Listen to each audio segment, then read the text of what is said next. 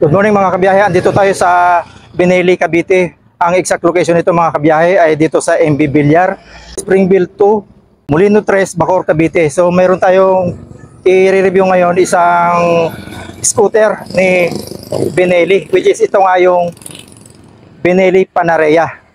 So tara, let's go mga kabiyahe.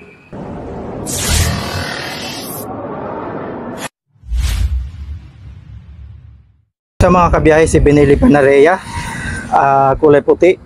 May dalawang available sila dito. Ito yung parehas na puti na natitira nila dito. At ito rin yung ating gagawin natin ngayon model. So silipin natin kung anong meron ito si Bineli Panarea. Puntahan natin ang kanyang displacement. Meron siyang 125cc, 4-stroke, single cylinder, 2-valve, air-cooled at naka-single overhead cam. Max power 8.5 horsepower at 7,500 RPM. Max torque 9.2 Nm at 6,000 RPM. Fuel tank capacity 4.6 liters. Fuel consumption 45 to 50 km per liter. Yan po ang kiniklaim ni Bineli Panarea. Wheelbase 1,270 mm. Seat height 780 mm. Ground clearance 125 mm. At may bigat naman na 104 kilograms. Pagdating sa kanyang haba, 1,825 mm at ang lapad naman niya ay 685 mm. At may presyo naman ng 95,000. At ito naman ang kanilang number para sa mga may concern sa unit, 0917-136-4900. Ito mga kabiyahe, si Bineli Panarea. Ito makikita natin dito sa kanyang headlight. Ayan. Naka-LED yan mga kabiyahe. Napaka-aesthetic ng kanyang headlight. At dito sa kanyang baba, ayan, may makikita tayo dito ang naka-emblem na Bineli. At simple lang ang tsura ni Panarea. Dito sa side na to, sa kanan, dito naka-attach yung kanyang turn signal. At naka-split siya ng patayo mga kabiyahe. At dito rin sa kanyang kaliwa. Ito naman yung kanyang gulong. Ayan. Medyo malaki ang kanyang gulong dahil dito pa lang sa kanyang unahan ay may sukat na siyang 100 by 90 by 12. Gumagamit ito mga kabiyahe ng disc brake dito sa unahan at naka dual piston caliper yan. Dito sa kanyang fork suspension, ayan, naka matte black. Kakaiba rin yung kanyang mugs, ayan, iba yung pagkakayari niya rin. Ito, yan, kitang-kita. Napaka aesthetic din yung kanyang mugs. Kakaiba. So ito makikita natin dito mga kabiyahe. Wala siya masyadong decals. Kundi ito lamang na makikita natin dito sa baba. Ayan, may Bineli dito na kulay puti. At kulay black naman itong ano niya. Pinaka-combination niya, black. At dito nakalagay yung Euro 3 Certified Clean Emission. So naka Euro 3 engine ito mga kabiyahe. At ito naman yung kanyang side stand. Ayan. Wala pa siyang side stand kill switch. Ayan. Ito naman yung kanyang center stand. Dito sa taas, ito yung apakan ng pillion. Ayan. Pinipindot-pindot lang yan mga kabiyahe. Ayan. Ano rin, maganda yung kanyang pagkakayari, kakaiba. Ayan o. May parang gulok style. Hindi dadaplis yung paa.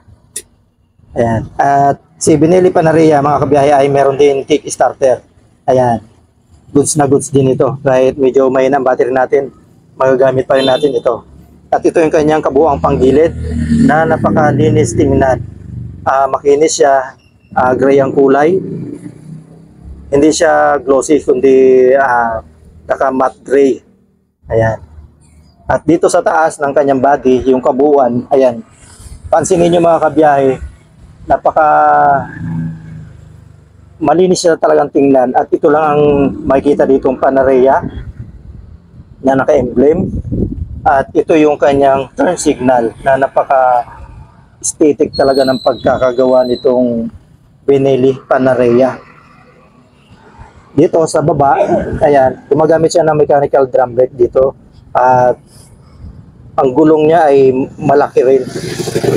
Doon sa unahan mga kabiyahe ay 100, samantalang dito ay umadjust siya 110 na by 90 by 12.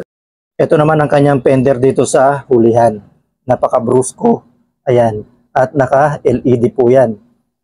Dito naman sa baba, meron tayo ditong additional na reflectorize. Dito sa side, left and right, meron niyang rounded na reflectorize din. Additional din. Ang mga kabiyahe, si Benelli Panarea pala ay naka-single shock absorber dito sa likuran.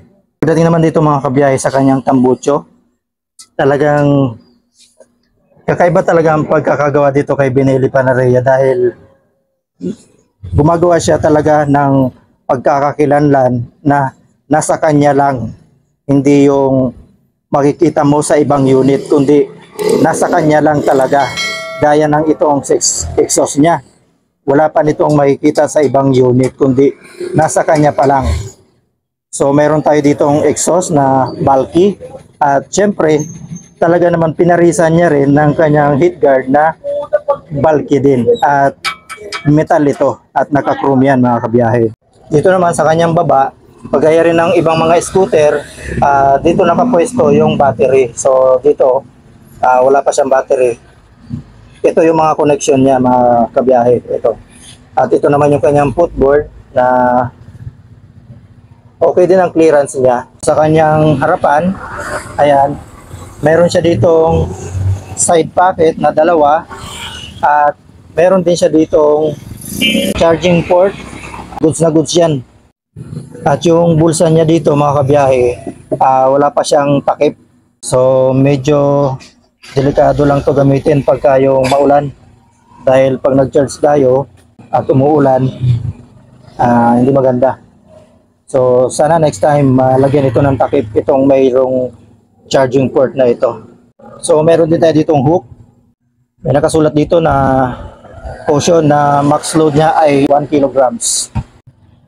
Dito naman sa may kanyang ignition, dito makikita yung switch ng seat at saka naka-shutter lock ito mga kabiyahe. At pagdating naman dito mga kabiyahe sa kanyang instrument panel, meron tayo ditong dalawang button para sa set ng trip at saka ng oras natin. So dito lang natin sa dalawa yan i-set. Naka-ano tayo dito mga kabiyahe, semi-digital at ito nga ay naka-analog sa baba. So makikita natin dito yung ating speed per hour o kilometer. Ayan, yung turn signal. Tingnan natin ngayon mga kabiyahe ang kanyang upuan. Ang kulay niya dito mga kabiyahe ay khaki. Ayan, naka single stitch pero iisa lang yung kanyang tone nito. Puro khaki lang. At dito, ayan. Dito naka emboss yung Benelli. Maganda yung kanyang pagkaka-foam. Yung ginamit na foam niya maganda. Hindi siya matigas, hindi rin masyadong malambot, katamtaman lang. Tingnan naman natin yung under seat box. Ayan. So ito naman ang under seat box ni Benelli. So hindi kasi dito yung full face, kasi dito yung half face. Ito yung tangke niya o yung takip ng tangke.